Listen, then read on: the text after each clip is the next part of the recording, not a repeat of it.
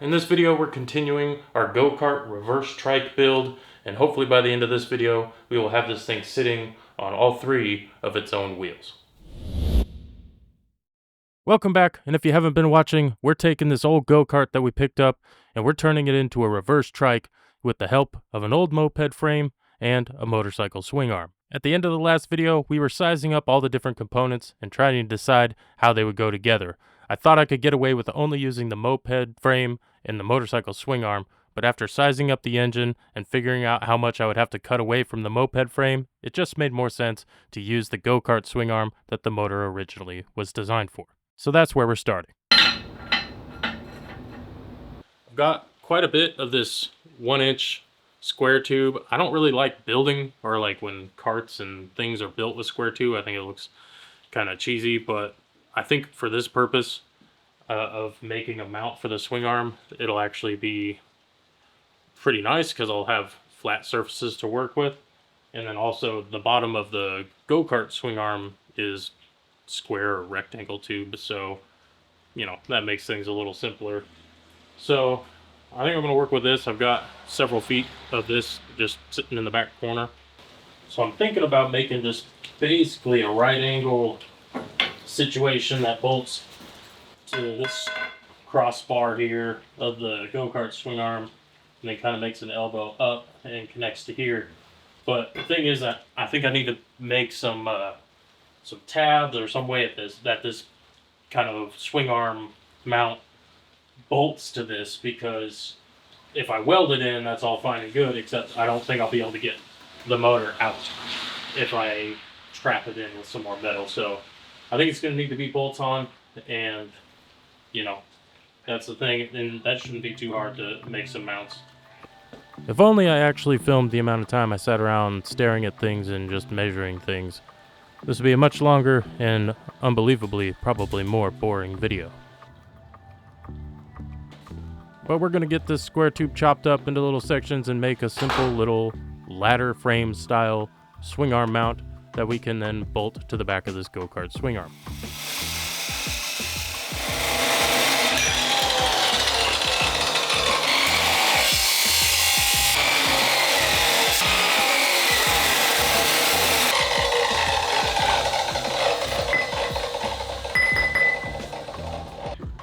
So here's the rough idea here. This is going to basically be what I guess you might call it a subframe for the swing arm. I want this to have mounting tabs on it so this bolts to the go-kart frame, like I said, so that we can still get the go-kart or the engine out. So we're going to put some mounting bolts, or like mounting flanges here and here, and then up top here somewhere.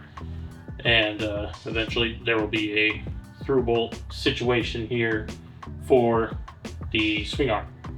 I've got these scrap pieces of 2-inch angle iron left over from my camper van build, so I'm going to use a couple pieces of those to make some little feet that'll sit on the square crossbar that's on the go-kart swing arm right now.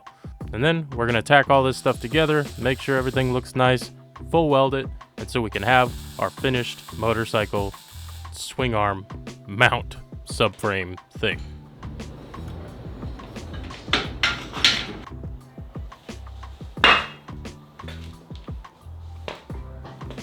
So I just got back from the steel shop. I needed to make some mounting tabs for basically some brackets to hold that little swing arm undercarriage thing I just made to the actual kind of go-kart swing arm.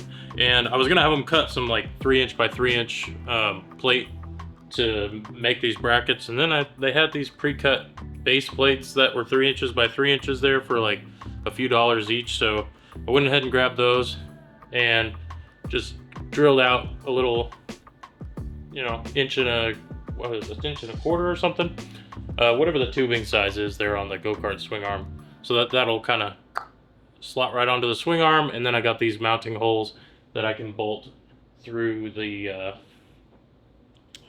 subframe thing that we just built. So I got 4 of these. I'm going to make at least 2 of them for the top so far. I might also use these for the mounting tabs for the motorcycle swing arm, but that might be a little thin. I do have this chunk of 1/4-inch plate here that I can also cut and make some tabs out of. So I might do that just because the swing arm's going to be a pretty hefty piece of mass that's going up and down. So just keep drilling away.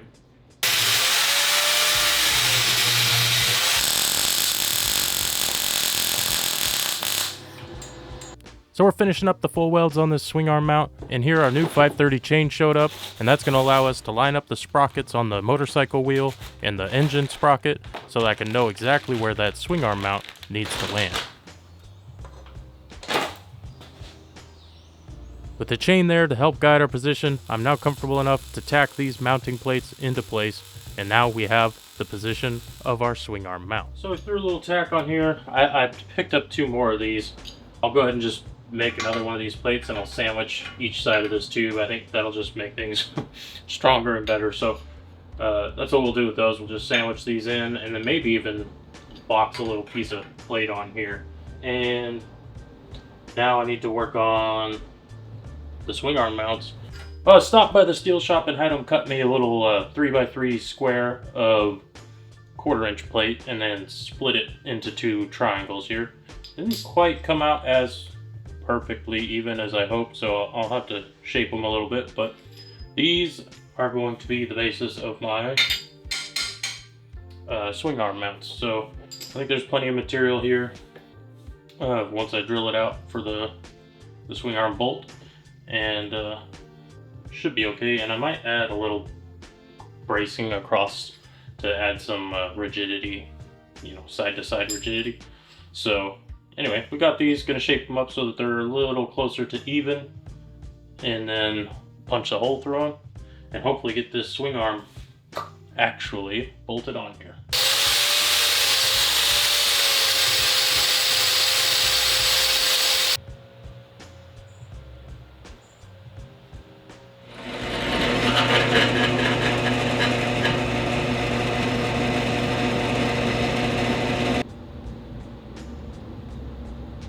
So I drilled the holes for the swing arm bolt and pressed in these bronze bushings.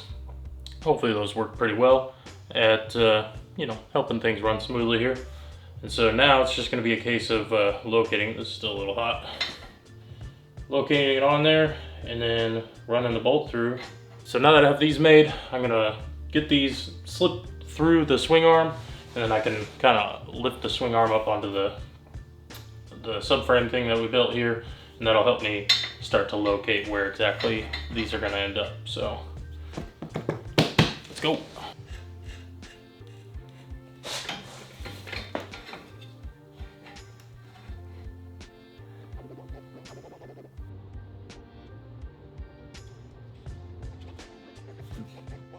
All right, it's another morning.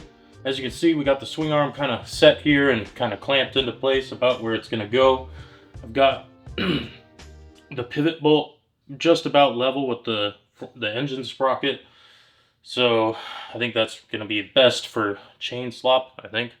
I need to get some spacers for in here. Also, I might have to eventually get another bolt because the threaded part goes here, and as I was looking at this old pivot bolt here, you can see that it's mostly smooth until just the very end, and obviously this one's way too long to use for this. But so this bolt, only the threaded part is going through the bushings that we pressed in there, which is not ideal. So I either need to get a bolt that has a smooth face on it, or maybe I can have Nick maybe turn this down, turn the threads down, and then we'll like sleeve it or something. I don't really know right this minute, but this was the longest bolt they had at the hardware store, and so this is what I have to work with. I think for what we're doing here, at least, it'll function fine. If I have to get another one, whatever. So at this point, I actually need to cut some of these tabs off of the swing arm here, because I want to lay the chain across and around the sprocket to make sure that it looks like everything's going to be pretty well lined up, and then throw a couple tacks on these little tabs so that we can see this swing arm actually attached to everything.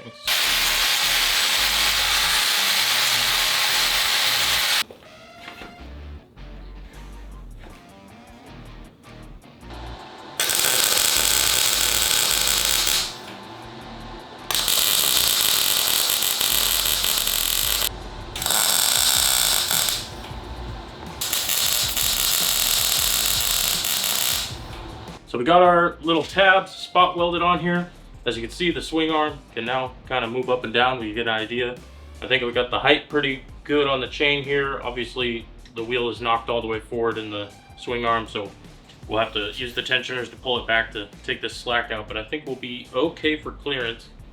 And then now we need a place to mount these shocks to, which is going to come from our moped frame, which is what is the titled and VIN numbered part. So the next step is going to be probably cutting the back section of that moped frame off, coming up with a way to mount it here, and then we'll have to make some shock mounts for the shocks, obviously, and then we'll have a three-wheeler that's ready to like sit on its own weight and get off these jack stands. So that's pretty exciting. Now we're ready to throw some tacks on those other plates I bought so that the swing arm mount has some good support. Then we're diving straight in and chopping this moped frame in half.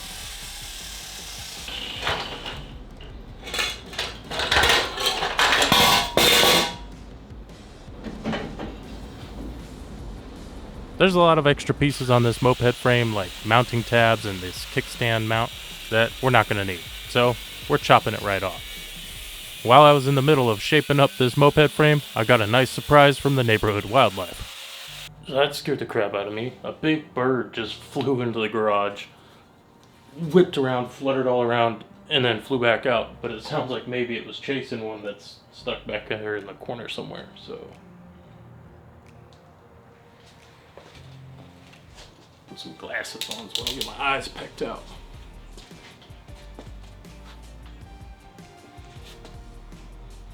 Oh, yeah.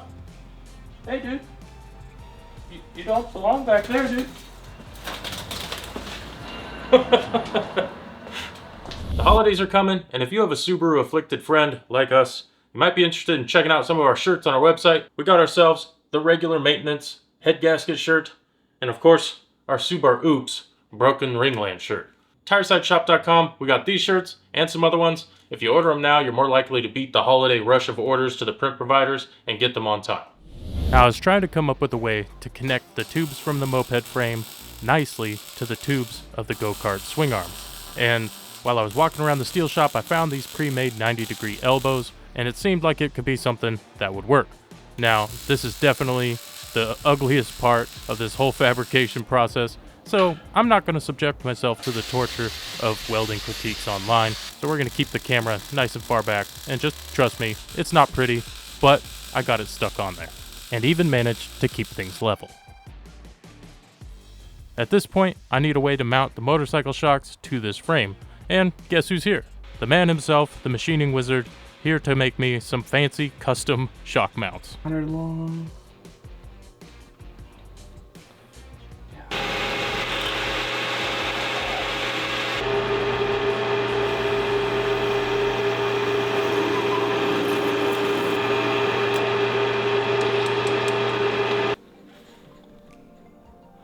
Barely enough to hang on to. Beautiful.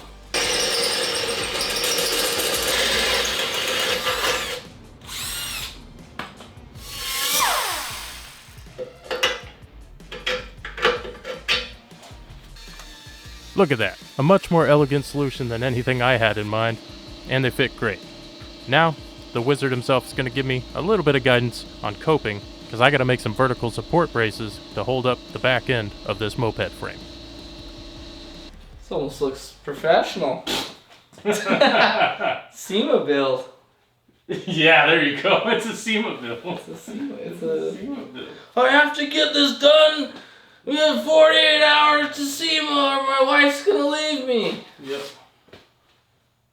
So coping, what you want to do is you want to cut the tube longer than this. Yeah, because you have it overlaps. Yep, halfway into each diameter. And when you cope, you want to use the diameter, obviously, of the tube that you're joint to. So I think hole saw through. this is 1.5 inches. I think this is 1.25 inches. Yeah. So you might have to go buy some hole saws. But basically, I would cut the tube. I think we have 1.5 inches. I would cut the tube like long enough, just straight, to be corner to corner. and then you lay it over it in the spot where you want it to land, just over top, and then you use that angle finder that I got and get the angle of it. And you're basically just going to set the angle of the intersecting tube on that jig. And the base of that jig just gets bolted to the table. I cope, and then you can lay the tube into this next tube, and you can mark the high points. So you mark the 4 points, and then that's where it's going to hit. And then obviously you can always take more out, but you can't add more back in. So when you're coping, try to shoot for center, but usually I leave it like an 1/8 inch long, like hang it back out, so that you can chip away at more material if you want to shift the fit. With that knowledge absorbed, I can weld those shock mounts into place and turn my attention towards my first attempt at coping some tubing.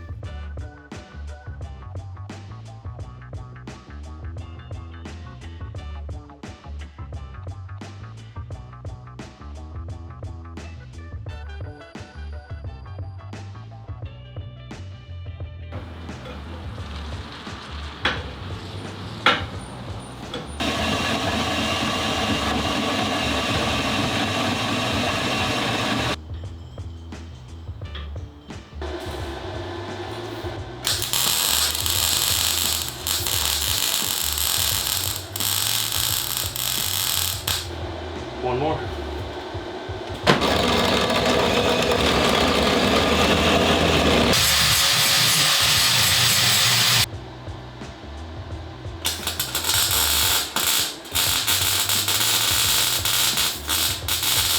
We got our little verticals here tacked into place.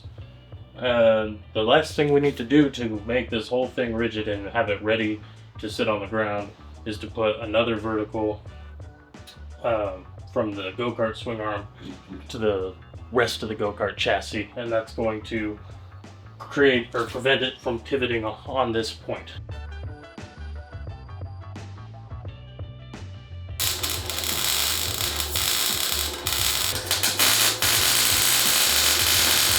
Jack stand is out.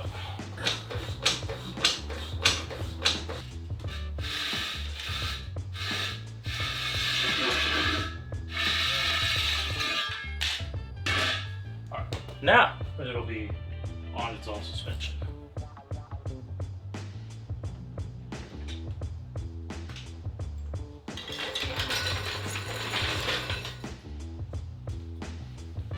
Okay. Does it suspend? Look at that. All right. So there it is. It is now sitting on all 3 of its own wheels, on its own suspension. That's pretty exciting. We still got some full welding to do, a little bit of cosmetics here, probably some, painting everything that we ground off there. And then we'll start working our way forward towards the front of the go-kart. So in the next couple videos, we'll be working on getting the back end full welded, getting the chain on, getting the motor a nice little tune-up, and the CVT belt is a little loose. So give that thing a little bit of a once-over, maybe a little cosmetic cleanup too. And then we also need to make a new wiring harness. I decided to make that from scratch, so we'll make that its own video. So we have those videos to look forward to, and I will see you guys then.